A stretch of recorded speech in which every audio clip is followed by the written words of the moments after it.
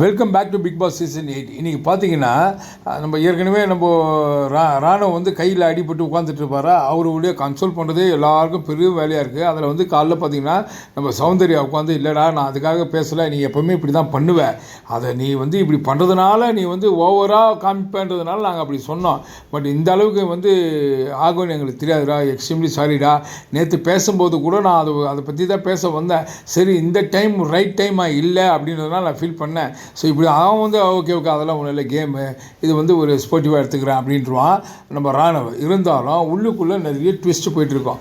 ஏன்னா எல்லாருமே வந்து கன்சோல் பண்ணுவாங்க, இல்லைங்க நான் பண்ணது தப்பு தான், நான் வந்து அவன் பண்ணதுனால அன்ஷிதாலேருந்து எல்லாருமே நாங்கள் வந்து, ஏன்னா இவனுடைய ஆக்டிவிட்டி அப்படி இருக்கும், பயங்கரமாக வந்து திடீர்னு அமைதியாக இருப்பான், அதாவது பாயம் புலி பதுங்கும் நாகும்னு சொல்லலாம் யாரை நம்ம ராணுவ அப்படி தான். பட் என்னன்னா அவனை கையை உடச்சி உட்காந்ததுனால இனிமேல் இந்த வாரம் வந்து தாங்குவானா இல்லை வெளியே அனுப்புவாங்களான்றது நமக்கு தெரியாது. ஏன்னா அவனால் ஒன்றும் பண்ண முடியாது, சர்வைவல் பண்ண முடியாது. அதனால் என்ன பண்ணுவாங்க, பிக் பாஸ் டீசெண்டாக அந்த சாட்டர்டே இல்லை சண்டே வந்து அனுப்புறதுக்கு அதிக வாய்ப்புகள் உண்டு. ஆனால் அதுக்கு முன்னாடி போனோன்னு பார்த்தீங்கன்னா நம்ம கண்டிப்பாக இந்த ரஞ்சித் சார், பவித்ரா இவங்கெல்லாம் போய் ஆகணும், அந்த மாதிரி தான். அதே மாதிரி ஜாக்லினை பொறுத்த வரையும் சூப்பரான பிளேயர். என்னென்னா யார் மேலே, அதாவது யார் கிடைக்கிறாங்களோ அவங்கள வச்சு, அதாவது அந்த ஆடு மாட்டினா அர்றான்னுவாங்கல்ல, அந்த மாதிரி ஜாக்லினை பொறுத்தவரையும் யார் மேலே டிபெண்ட் பண்ணுறாங்களோ அவங்கள வச்சு காலி பண்ணிடுவாங்க.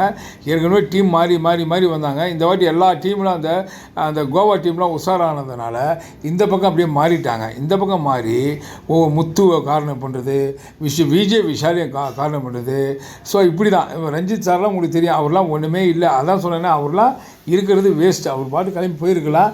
இப்போ கூட அந்த போட்டி நடக்குது, அந்த ஏற்கனவே அந்த கண்டினியூட்டி இருக்கும் இல்லையா, அந்த கன்வேயர்லேருந்து எடுக்கணும் கல்லுன்னு, அதுலேயும் ஒரே பஞ்சாயத்து தான் போயிட்டுருக்கோம். இதில் முத்து ஒரு மாதிரி ரெகடாக விளையாடுவாப்பில். அதே மாதிரி அன்ஷிதாவுடைய குரல் வந்து, அதாவது அவங்களுடைய வாய்ஸும் வந்து வேறு மாதிரி இருக்கும். ஸோ இப்படி தான். ஆனால் ஜெஃப்ரி வந்து நம்ம நினச்சிட்டு இருக்கிறோம் அவன் வந்து எப்படி விளையாடுவான் அப்படின்னு. ராணுவே பிடிச்சி தூக்கி போட்டவன் அவன், நல்லா புரிஞ்சுங்க. ராணுவ எப்படிப்பட்ட ஆள், ஜெஃப்ரி வந்து நரம்படி நாராயண மாதிரி இருப்பாப்புல. ஆனால் ஜெஃப்ரி நல்ல கேம் விளையாடுறப்பல. ஏன்னா அவனுக்கு தெரிஞ்சிச்சு இனிமேல் வந்து இந்த வீக்கில் விளையாடினா தான் கேமு, அதுக்கப்புறம் ஒரு கேம் கிடையாது. அதுக்கப்புறம் வந்து ஒன்றும் கிடையாது. அப்புறம் வந்து கெஸ்ட்டு வருவாங்க, அவங்க வருவாங்க, இவங்க வருவாங்க, அப்படியே போயிடும் அந்த இது வாரங்கள்லாம். ஸோ அதனால் அவன் நல்லா விளையாடுறான். அதே மாதிரி ரயானை நல்லா விளையாடுறான், நல்லா வந்து சும்மா தெரிக்க விட்றான் கேமில்.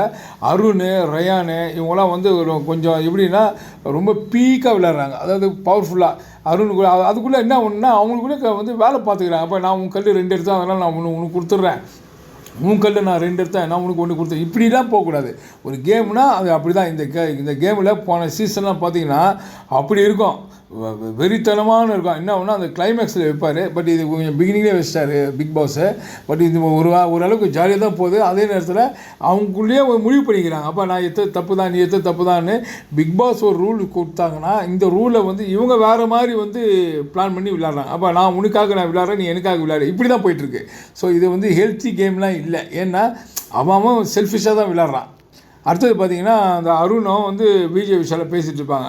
இன்னொன்று ஆக்சுவலி ஓப்பனாக சொல்லணுன்னாங்க, விஜய் விஷால் இந்த வாட்டி கேப்டனாக இல்லைன்னா போன இந்த தர்ஷிகா போனும்போதே போயிருக்கணும். இந்த வாரம் கண்டிப்பாக அவன் தான் போயிருக்கணும், அந்த மாதிரி சூழ்நிலை.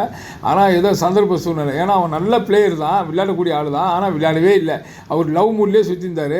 அதில் அந்த ஒரு கிளியை வந்து அமுச்சிட்டாங்க, ஜோன் அவுட் கிளி ஆக்கிட்டாங்க. அதனால் இவர் வந்து இப்போ சுற்றிட்டு இருக்காரு.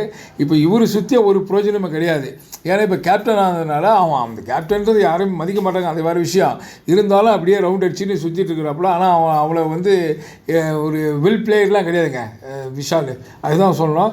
இதே வந்து அவர் இதில் வந்திருந்தாருன்னா இந்நேரம் உள்ளே வெளியே போயிருப்பார். ஸோ இப்படி தான் வந்து விஜய் விஷால். இப்போ அவன் என்ன பண்ணுறான், நம்ம அருணோட வந்து பேசிகிட்டு இருக்கிறான், ஐயோ இந்த வாட்டி இதுக்கு வச்சாங்கன்னா, ரூபா வச்சாங்கன்னா ஃபஸ்ட்டு நான் தான் ஆட்டியே போடுவேன் அப்படின்னு. அப்படின்னா என்ன அர்த்தம்னா இவன் மேலே வந்து எதுவுமே, அவன் மேலே அவனுக்கே நம்பிக்கை இல்லை, அதனால் இந்த காசு வச்சா எடுத்துக்கிறான்னு. போன வாட்டி பாருங்கள், இந்த பூர்ணிமா மாயா கூட இருக்கும்போது செம்மையாக நடக்கும் கேமு. அதில் பார்த்தீங்கன்னா பூர்ணிமாக்கெல்லாம் செம்மையாக, அதை பூர்ணிமாக்கும் சரி மாயாக்கும் சரி ஃபுல்லாக நெகட்டிவ் தான் வெளியே பேசுகிறது. எல்லாருமே நம்ம ரிவ்யூவர்ஸ் எல்லாருமே என்னென்னலாம் கேட்க முடியுமோ அவ்வளோ கேட்டோம். ஏன்னா ஹோஸ்ட் பண்ணுற கமலஹாசனே குடிகார அங்கிள் எதனா என்ன பேசுவார் தெரியல இந்த வாரம்னு சொன்ன பூர்ணிமா, அது புரியுதுங்களா. ஆனால் பூர்ணிமாவுக்கு நல்லா தெரியும் அது இனிமேல் இருந்தால் நம்மளை வந்து ஒன்றும் இல்லாமல் அனுப்பிடுவாங்க, நம்ம வேலை செஞ்சதுக்கு அங்கே உட்காந்து சாப்பிட்டதுக்கு தின்னதுக்கு அதுடைய காசு தான் கொடுப்பாங்க, அதனால் நம்ம வெளியே போயிடணும்னு பிளான் பண்ணி அழகாக டக்குன்னு வெளியே போய்ட்டு இந்த காசு எடுத்துன்னு கிளம்பிடுவா. அவள் தான் உண்மையிலே ஸ்மார்ட்டாக ஒர்க் பண்ணான்னு நான் சொல்லுவேன். அந்த மாதிரி விஜய் விஷாலை இங்கே பார்க்குறாரு, எதனா காசு வந்து அமௌண்ட் வந்ததுன்னா டக்குன்னு அடிச்சுட்டு ஆட்டியை போட்டு போயிடணும் அப்படின்னு. இது உண்மைதாங்க. விஷால் போகிறது நல்லது தான். ஏன்னா அதுக்கப்புறம் இன்னும் நிறைய பிளேயர்ஸ் தான் இருக்காங்க. மற்றபடி நம்ம ரஞ்சித் சார், நம்ம பவித்ரா, இன்னும் ஒரு 2-3 பேர்லாம் இருக்காங்க. அவங்களாம் வந்து அந்த வீக் எவிக்ஷனு, மிட் நைட் எவிக்ஷனு அதில் போயிடுவாங்க.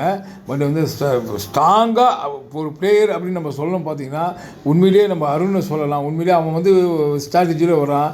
நம்ம முத்துக்குமாரை சொல்லலாம். அடுத்தது பார்த்திங்கன்னா தீபக் சொல்லலாம். ஸோ இப்படி தான் வந்து இவங்களாம் ஸ்டாண்டர்ட். சௌந்தர்யா கூட சொல்லலாம், மஞ்சிரியை சொல்லலாம். இவங்களாம் வந்து ஸ்ட்ராங்கஸ்ட் பிளேயரு. இவங்க பார்த்திங்கன்னா ஜாக்லின் வந்து ஒரு மாதிரி எப்படின்னா கழுவுற மீன் நழுவுற மீன், இப்படி யார் மேலேயாவது வந்து அப்படி ஏறி போயின்னு பார்க்குறாங்க. ஆனால் டாப் 5க்குள்ளே நான் சொல்கிற கண்டஸ்டன்ட் தான் வருவாங்கன்னு நான் நினைக்கிறேன். நீங்கள் என்ன நினைக்கிறீங்கன்றதை கமெண்ட் பாக்ஸில் கமெண்ட் பண்ணுங்கள். இந்த வீடியோ உங்களுக்கு கண்டிப்பாக பிடிச்சிருக்குன்னு நினைக்கிறேன். பிடிச்சிருந்தால் லைக் பண்ணுங்கள், கமெண்ட் பண்ணுங்கள், ஷேர் பண்ணுங்கள், சப்ஸ்கிரைப் பண்ணுங்கள். தேங்க்யூ.